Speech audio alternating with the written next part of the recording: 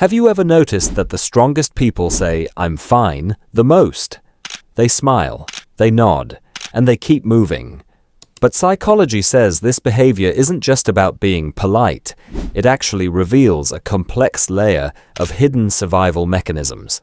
Let's break down the real psychology behind the people who never complain. 1. Privacy over popularity. Psychologists say people who habitually say, "I'm fine," often have a high privacy orientation. They value control over how others perceive their internal world. They aren't being dishonest. They are protecting their mental space. While others seek validation through venting, these individuals rely on self-validation. They don't need to announce their life to feel that their pain is real. This is a subtle sign of deep inner security. 2. The fear of being a burden. This is common in children who grew up too fast.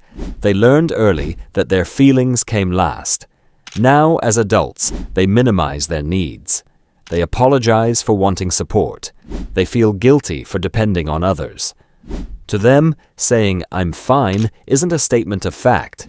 It is a way to ensure they aren't a weight on someone else's shoulders. 3. The internal locus of evaluation. Psychology explains that some people judge themselves by their own standards, not the standards of the crowd. They don't need external approval to process their emotions. They think deeply before they speak. Their happiness and their recovery doesn't depend on how people react.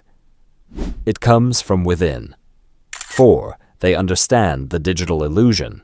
In a world of social comparison, many perform their trauma for attention.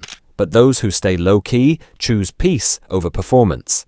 They protect their nervous system from the cycle of seeking likes for their life updates. If you are the person who always says, "I'm fine," psychology doesn't say you are broken.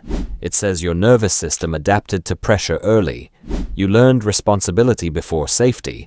You learned strength before softness. But healing means learning that you are finally allowed to be seen. You don't have to carry the weight alone anymore. Are you actually fine, or have you just become an expert at carrying the load?